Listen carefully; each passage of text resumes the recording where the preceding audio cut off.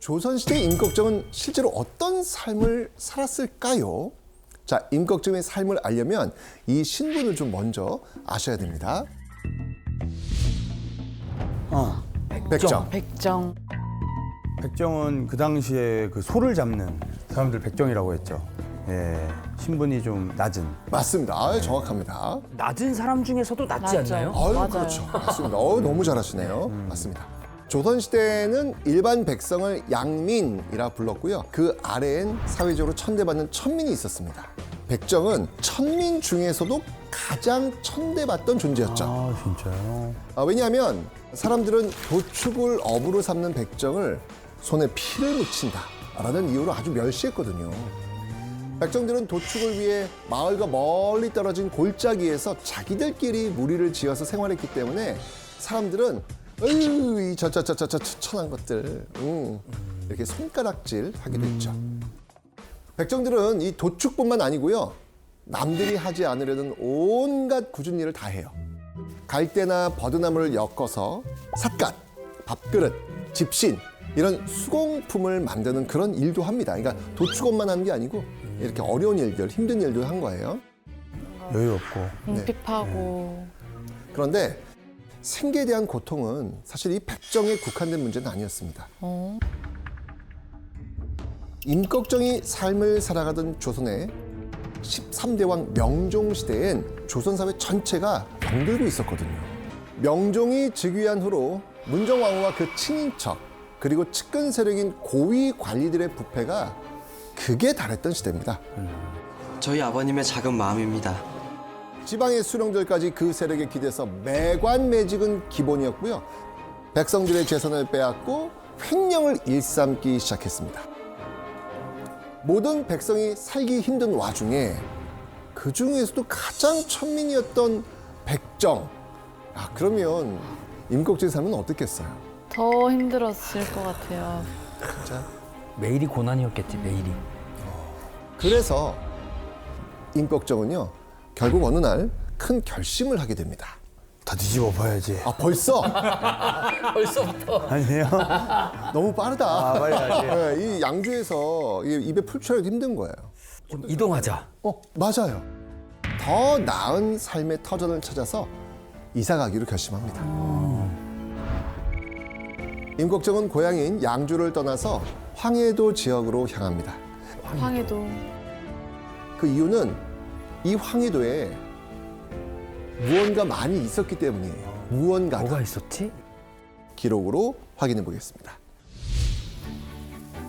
오직 갈대만이 무성합니다. 백성들이 갈대밭이라 하면서 삿갓과 삿자리를 만들어 살아가면서 온 지가 오래되었습니다. 갈대를 찾아서 간 거예요? 맞아요. 네. 삿갓이랑 삿자리라도 만들어 보려고. 네. 황해도에는 이 갈대밭이 끝없이 펼쳐져 있었습니다. 임꺽정이 황해도로 간 이유도 이런 풍부한 갈대를 이용해서 먹고 살기 위해서였던 것이죠. 그런데 이렇게 황해도로 이주한 임꺽정 얼굴에 점점 그늘이 드리워지기 시작합니다. 왜지? 권세가들이 앞다퉈서 이 황해도의 갈대밭을 빼앗기 시작한 거예요. 이것까지도. 그러니까 당시 갈대밭은 사실 땅의 주인이 없는 황무지였습니다. 그런데 갑자기 권세가들이 갈대를 쓰려면 값을 지불하라면서 임꺽정에게 돈을 요구하는 거예요. 이 무렵에 오게 되면 토지에 대한 가치가 급격히 높아집니다. 그렇기 때문에 근세가들은 그 주인 없는 갈대밭을 자기들 것이라고 소유권을 주장하면서 주변에 있는 민들에게 갈대값을 내라고 이렇게 갈취를 했었던 것이죠. 깡패죠, 깡패. 그러니까. 진짜. 네. 피해는 백성들만 피해를 보는 거죠. 그러니까 이런 현실에 분노하면서 임꺽정은 눈앞이 캄캄해졌죠. 그리고 이 무렵 조정에는 이런 보고들이 올라오기 시작하죠. 근래 도적이 벌떼처럼 일어나 공공연하게 노략질을 하며 그 형세가 점점 뻗쳐서 여러 곳에 깔렸습니다. 자, 그렇다면 이 도적대에 누가 있었겠습니까? 임꺽정? 그렇죠. 임꺽정. 이 무렵부터 임꺽정도 도적 활동을 시작한 것으로 추정을 합니다. 얼마나 힘들었어. 쌓이고 쌓였던 그 분노의 불씨가 터져 도적이 된 임꺽정. 때는 조선의 제26대 왕 고종의 재위 시절. 전봉주는 지금의 전라북도 정읍인 고부 지역에 살고 있었습니다. 자, 이때 전봉준의 직업은 무엇이었을까요? 또 천민이었을 것 같아요. 노. 전봉준은 그쪽 아닙니다. 아니에요? 네네네. 농민도 아니고. 농민? 서당 훈장. 훈장이에요? 네. 이 몰락한 양반가 출신이었던 이 전봉준은요, 벼슬길에 나가지 못한 채 서당에서 아이들 가르치면서 근근히 입에 풀칠을 하며 살고 있었습니다. 그런데 1892년 4월 28일 평범한 훈장이던 전봉준의 삶을 송두리째 뒤흔드는 인물이 등장합니다. 바로 고부군수 조병갑. 이 조병갑은요, 스스로 고부군수를 자원해서 왔다는 겁니다. 왜 조병갑은 고부군수를 자원했을까요? 뭔가 여기서 얻을 게 있으니까 온 건데. 꽁꽁이가 있었던 맞아. 거 확실히. 아니, 전라북도 정읍. 네. 뭐 음식이 맛있어요. 그렇죠. 평이야. 그렇죠, 그렇죠. 그래서 느낌이 곡식이나 있죠? 이런 것도 많이 나오고 쌀이 많이 나서. 뺏을 게 많은. 아유, 벌써 냄새 난다. 그러니까 당시 고부는 넓은 평야와 비옥한 토지를 품은 조선에서 손꼽히는 곡창지대였거든요. 조병갑은 고부 지역에서 수확하는 쌀, 백성들의 세금을 노린 탐관오리였던 겁니다. 뇌물을 그냥 왕창 써가지고 고부의 군수 자리를 산 인물 조병갑이었던 거예요. 관직을 살 때 뇌물로 쓴 돈, 이거 어떻게 해야 될까요? 백성들. 아니나 다르겠습니까? 조병갑은 이 고부에 부임하자마자 터무니없는 방법으로 수탈을 시작해요. 무슨 갑질을 했을까? 바로 이겁니다. 만석복. 보는 뚝을 쌓아서 이 논농사에 필요한 물을 모아두는 곳을 말합니다. 근데 이 조병갑은 고부에 부임하자마자 논농사를 돕겠다는 명분으로 만석보를 만들겠다고 한 거예요. 아하, 보여. 뭐예요? 예. 그러니까 문제는 사실 이 고부에는요, 이미 농민들이 쓰던 멀쩡한 보 있어요. 이미 있다고요. 근데 조병갑은 새로운 걸 만들겠다고 바득바득 우기는 거예요. 아니, 그러면 이 만석보 누가 만들겠어요? 백성.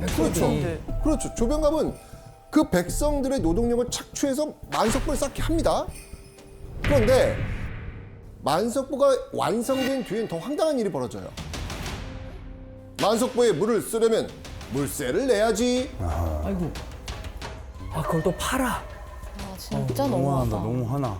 백성들의 피와 땀으로 만든 만석보로 자기 배를 불리는 데만 급급했죠. 그런데 아직 끝이 아니었습니다. 법에도 없는 세금까지 창조해내요. 부지런도 해라. 이게 온갖 황당한 명목으로 강제로 걷어들인 세금만 2만 냥. 당시 쌀 8,000가마에 8,000가마요? 8,000 가마. 한 가마가 80kg잖아요. 8,000가마. 그러니까 쌀 8,000가마면 4,000명이 1년 동안 먹는 양이에요. 그런데 교수님, 네. 조정에서는 이러한 상황을 전혀 몰랐나요?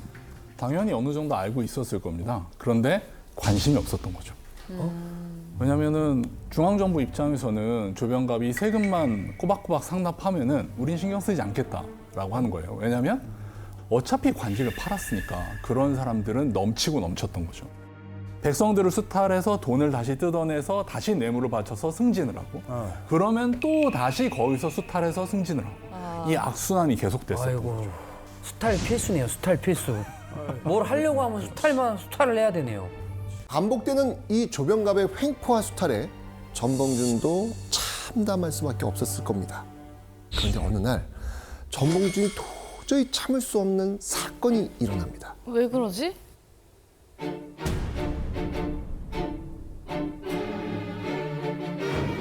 전봉준의 아버지가 곤장을 맞고 피투성이가 돼서 돌아온 거예요. 왜요?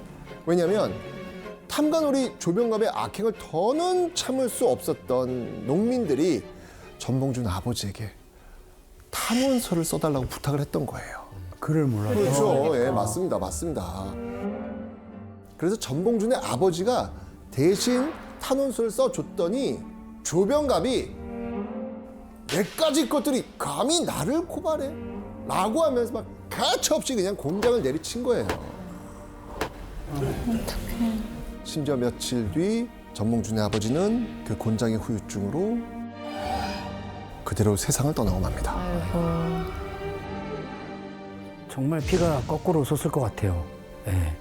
그리고 이미 마음속에는 이걸 어떻게 이대로 살 수 없는데라는 생각을 하고 있었을 거예요. 그렇죠.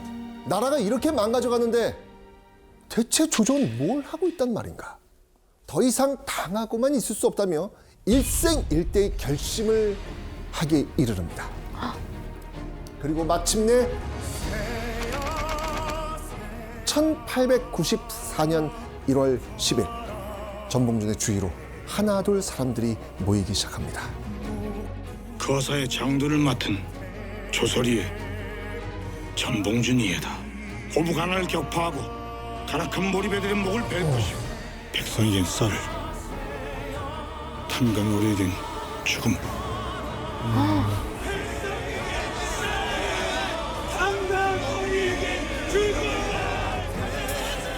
나도 따라가고 싶어. 탐관우리 척결해야 돼.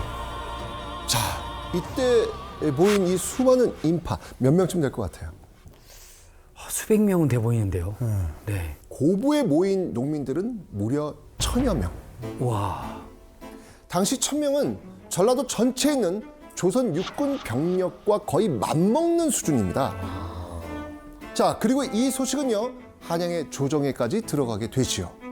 많은 농민을 규합한 전봉준을 조선 조정에선 이렇게 부릅니다.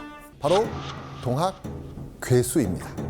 전봉준이 이렇게 많은 농민을 모을 수 있었던 결정적 이유, 바로 모든 사람이 곧 하늘이다 라는 인내천 사상을 바탕으로 한 동학 덕분이었습니다. 동학은 지역마다 사람들을 이끌던 지도자들이 있었죠. 전봉준은 고부 지역을 맡은 지도자였거든요. 그래서 농민들을 빠르고 단단하게 규합할 수 있었던 것이죠. 전봉준은 단순히 개인의 복수를 위해 나선 건 아니었습니다. 모두가 평등하게 잘 사는 세상을 만들고자 하는 깊은 뜻이 있었던 것이죠. 자,